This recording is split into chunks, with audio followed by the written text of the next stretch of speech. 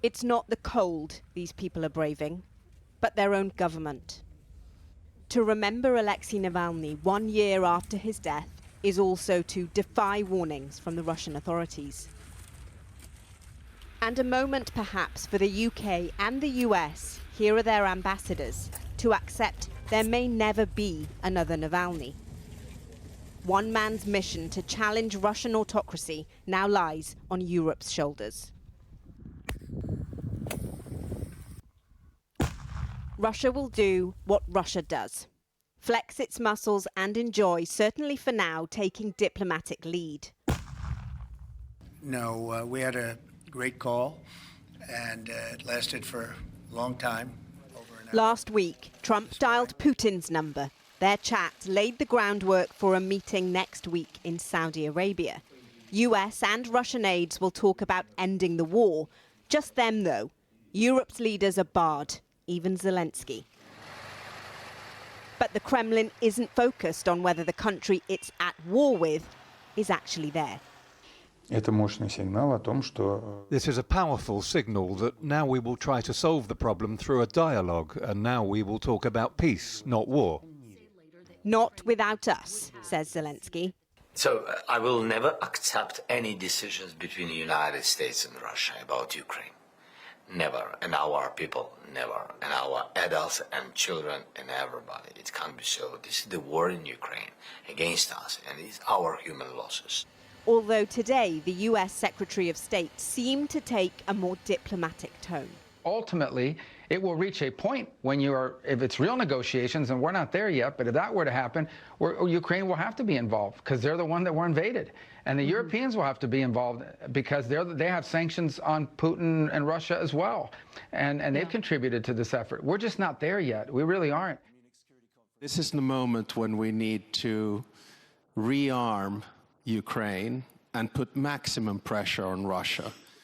Ending the Munich conference on topic after a mind-boggling opening from the US Vice President on Friday. And for many European heads of government, it's straight to Paris for an emergency summit organised by President Macron. How to secure peace they'll consider. A hastily organised show of unity in the midst of a shifting world order. Well, as we've heard, the Prime Minister is preparing to travel to Paris tomorrow with a trip to Washington, D.C. in the offing soon, too. Our reporter, Harry Fawcett, is in Downing Street for us now. Harry. Well, indeed, a very busy schedule coming up. This emergency meeting in Paris, and then potentially later in the week, perhaps the week after, that trip to the White House and talks with Donald Trump. Number 10 is using that timeline to push the idea of the UK, of Keir Starmer, potentially being a bridge between the EU and the US. It's not the first time we've heard that kind of language. Tony Blair employed it more than 20 years ago at the height of tensions around the Iraq War. It didn't go down particularly well then, and you could argue that the chasm that's been opened up by the very seismic events in Munich over the weekend are going to make that harder to span, because this is about Europe's own security and America's place within that. And at the risk of stretching the metaphor a bit too far, he might find himself in Washington on more of a tightrope than a bridge, given that he will be talking on one hand about shared European security interests, and on the other trying to carve out a very separate narrative for the UK on trade, trying to avoid any US tariffs that are heading across the Atlantic in Europe's direction. One thing he might be able to do would be to announce UK defence spending plans. The government has a 2.5% target, up from the current 2.3% of GDP, but it doesn't have a timeline. So might he impose a timeline on that? That would be costly.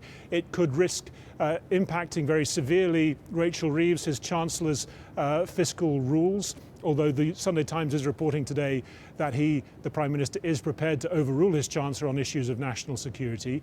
But if you step back, the bigger issues, trying to ramp up defence spending, trying to ramp up Europe's own defence posture, those are long-term remedies to what is a very present, clear problem, with US officials, senior ones, in the air on the way to Saudi Arabia, saying that European nations will have an input but no place at the negotiating table.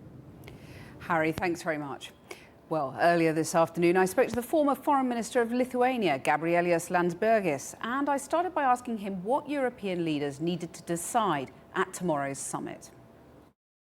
Well, first of all, Europe needs to decide, and I might sound melodramatic, but if it wants to survive, because the problems that the continent is currently facing and will be facing after Putin and Trump meeting is that we will need to find a way how to support Ukraine.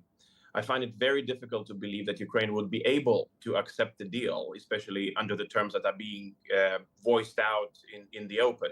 That means that Ukraine will be asking Europe to step up.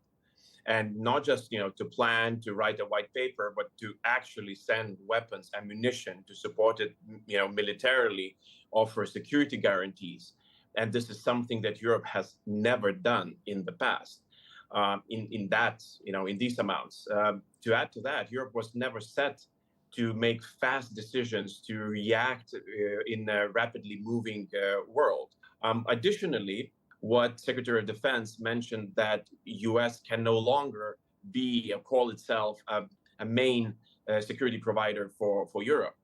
And he's saying these words at when we're having the biggest geopolitical disaster in our continent. So who's the kind of Churchill figure at this stage who can sort of persuade Trump that Europe still matters? I don't think that we need to persuade Trump. I don't think that we would be able to persuade him, during the days that are left till Riyadh meeting. I think we need to really to show to the world, to Russia, to Ukraine, to United States, that Europe means business, that we are able to find solutions. And that means putting money on the table for defense. Individually, each nation needs to put money on the table for defense. At least that. So money is the easy part.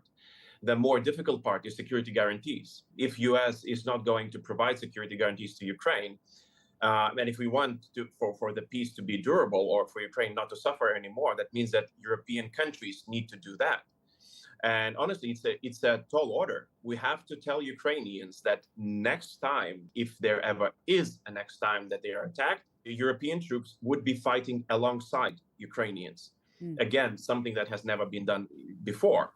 And last thing is that we need to tell Ukrainians that we're ready to integrate them into European Union, because EU can provide stability, can provide support, and actually can, well, at least theoretically, deter Russians from further attack. Are you overestimating Russia's ability and capacity there? Does it have the capacity to come back for another go at Ukraine, or let alone a wider war in Europe? When it comes to NATO, I don't think that they want to test the whole NATO. I don't think that they want to test the United States. But if they see that there's an opening, if they see that NATO is fracturing, if they see that NATO security guarantees for NATO might be under question, this is where they would strike. So they expect us not militarily weak, they expect us politically weak. And this is what they, why would they test us? But won't Ukraine just reject such a deal and the Ukrainian military just keep on fighting? Yes, but they need ammunition.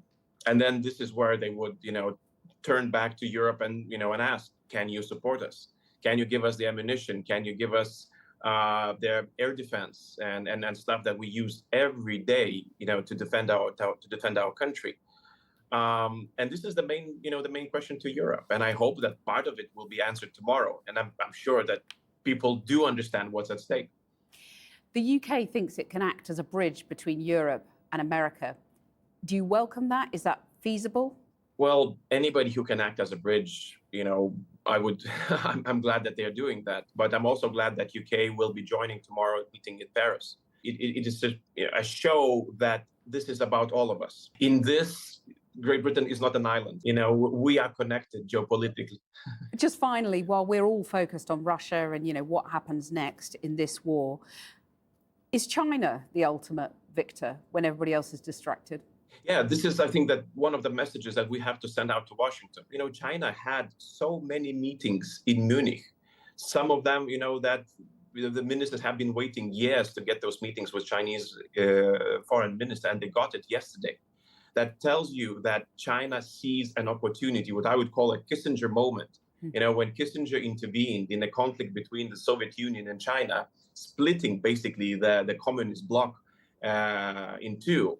Now, China might see this as an opportunity to split the transatlantic union exactly the same way that it was done 50 years ago by United States. Showing friendship, offering investment, and really calming things down. Look, we care about international law. We care about security, stability in Europe, territorial integrity, all the things that do matter to Europeans. And there are already countries that are turning that way, which in turn really disconnects us then from our partnership with the United States, which is a very, very dangerous thing. So what do you say to people who might say, well, better China than Russia then? Well, I would say that it's from a frying pan to a molten core reactor. Gabriela Slansbergis, thanks very much for joining us. Thank you so much.